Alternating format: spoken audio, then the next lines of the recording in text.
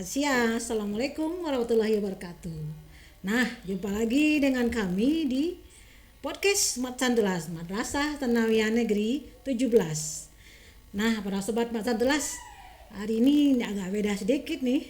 Kita nih yang biasanya yang di belakang layar ya, muncul di depan layar hari ini.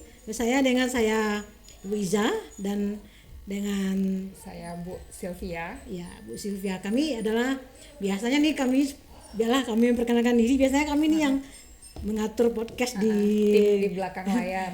tim di belakang layar ya. Karena kita coba bagaimana di depan layar beraksi ya. Iya. Nah, Bu Sil ini sahabat Mas Santulas, Bu Sil adalah guru BK di MTSN 17. Nah, tentu kalau guru BK kita tanya tentang hal yang berkaitan dengan bimbingan dan konseling.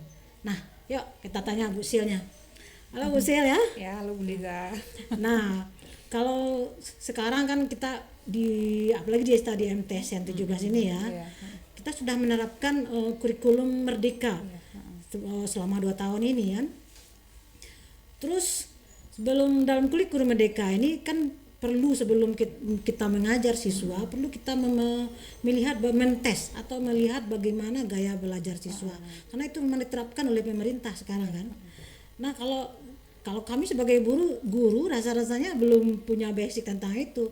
Yang lebih tahunya tentu yang guru BK. Nah, kira-kira bagaimana cara Bu Sil sebagai guru BK mentes atau mengetahui bagaimana gaya belajar siswa tersebut? Ya gini ya Bu Liza. Jadi memang sekarang di kurikulum Merdeka gaya belajar itu salah satu faktor pendukung dalam pembelajaran gitu. Iya. Jadi kita harus tahu gitu gaya belajar anak itu seperti apa. Gaya belajar kan ada 3 tuh Bu Liza. Iya. Ada yang visual, kemudian ada auditori, lalu ada kinestetik gitu. Jadi untuk sebelum memulai tahun ajaran baru gitu, setelah masa MPLS, Iya, sebelum iya. mulai pembelajaran, kita adakan dulu asesmen awalnya gitu. Asesmen awal. Kalau dari guru bidang studi kan asesmen pembelajaran. yang kemarin kita itu ya. Kalau per bidang studi kan ada pula Ada tes, asesmennya. Jadi kalau dari segi BK sendiri itu ya tadi dengan tes gaya belajar tersebut gitu. Jadi kalau ngetesnya apakah dengan cara, kalau kami kan ada yang melalui Google Form, ada yang melalui kertas pena. Iya. Kalau dengan BK apakah dengan seperti sama caranya? Iya, secara teknis juga sama sih Bu gitu. Jadi bisa dengan kertas kan, dibagikan kertas, kemudian bisa Google Form. Tapi sekarang kalau misalnya dengan kertas atau dengan Google Form kan butuh waktu untuk mengolahnya. Jadi mungkin kami dari para tenaga bimbingan dan konseling juga dipermudah ya sekarang gitu. Ada aplikasinya gitu. Jadi aplikasinya dibagikan linknya ke murid, kemudian kepada para siswa, lalu para siswa mengisi. Jadi nanti setelah selesai pengisian, kalau tidak salah itemnya 30 itu Bu Liza. Jadi mungkin 10 mewakili visual, 10 mewakili auditori, dan 10 kinestetik gitu. Jadi setelah tesnya berakhir, lalu lihat hasil, nanti terpampang hasilnya. Jadi anaknya bisa lihat langsung gitu. Oh gitu. Dia tuh masuk ke kategori yang punya gaya belajar yang di mana gitu.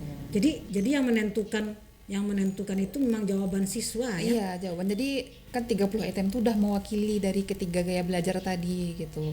Kalau misalnya siswa itu sembarangan jawab berarti dia yang rugi sebenarnya. Dia rugi sebenarnya gitu.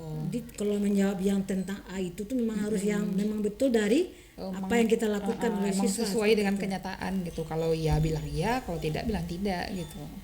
Oh, jadi itu yang nanti digunakan oleh guru menghadapi bagaimana kalau siswa ini seperti ini maunya seperti itu. Iya. Kalau sebenarnya repot juga ya. Repot sih Bu. Repot kan kalau apalagi setiap anak nggak sama kan. anak Tsanawiyah itu kan nggak berbeda karakternya.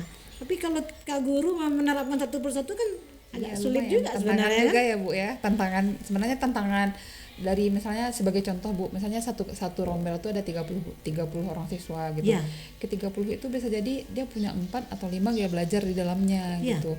Jadi bagi guru mata pelajaran sendiri terus memang harus membuat skenario kan Bu gitu untuk model pembelajarannya gitu. Modul itu ya. Ini bentuk anak yang mungkin dia visual, ini yang mungkin untuk auditori, ini yang mungkin untuk kinestetik gitu. Berarti di kurikulum Merdeka ini guru memang ekstra kerja keras Iya, dan nambah lagi kerjanya Bu. harus harus apa ya teknologi Iya, harus itu ya harus kuat, harus banyak belajar. Iya. Apalagi sekarang banyak yang di AI itu kan Iya. banyak.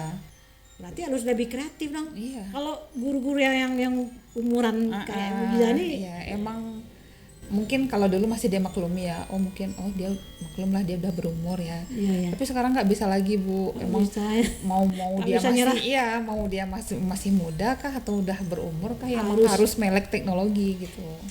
Waduh, emang tapi kayak Ibu rasanya kalau kita mau belajar, Iya, mau mencoba, karena sekarang rasanya lebih mudah semua ya. Iya. Apalagi tambah dengan ada yang AI. Iya. Kan banyak juga teman-teman yang kemarin yang rasanya katanya tidak bisa dicoba akhirnya bisa kan. Yang penting kan kita mungkin maunya Mau itu mencoba, ada niat mencoba. untuk ke arah yang lebih baik Tapi gitu. sebenarnya kan mungkin ini hal yang baru mungkin Iya. dalam 2 tahun ini mah agak sulit juga Iya. menerapkan gaya belajar siswa yang harus kita Uh-uh. dalam pembelajaran diferensiasi maksudnya kan ada gaya belajar ada segala macam itu harus kita terapkan semuanya. Memang kerja keras benar ya guru.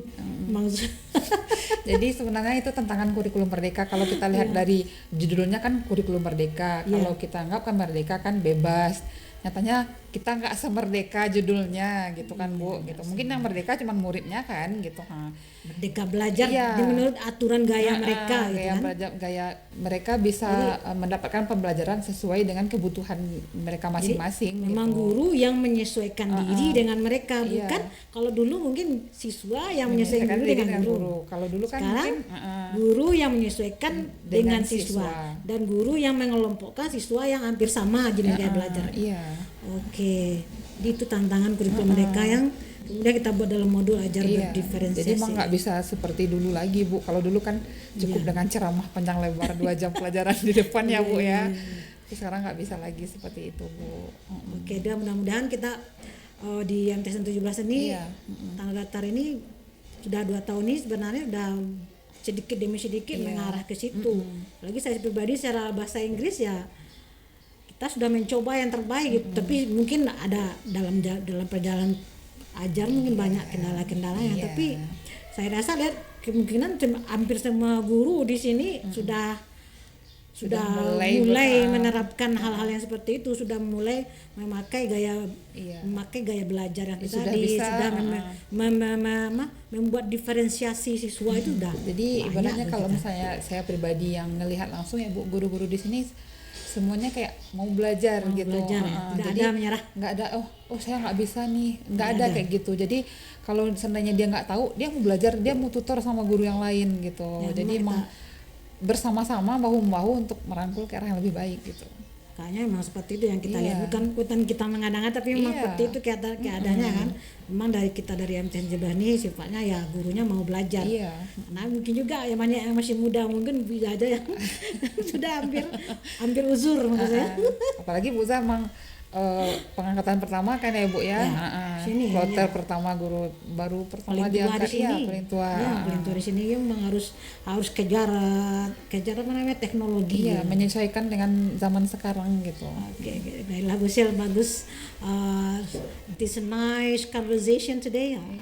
Cakapannya hari ini kita, jadi pemirsa Matan Tulas, bincang kita hari ini adalah tentang bagaimana kurikulum Merdeka membuat gaya belajar yang telah di tes oleh guru BK, dan semuanya insya Allah akan kita terapkan dalam kurikulum Merdeka di MTSN 17. Nah demikian saja bincang kita hari ini, semoga bermanfaat, dan sampai di sini dulu obrolan seputar edukasi. Bersama saya dengan Bu Iza dan saya Bu Sylvia. Nah, kita sudah dulu. See you next time. Bye. Tapi jangan lupa ya, subscribe, like, and share channel Mat Santulas. See you. See you.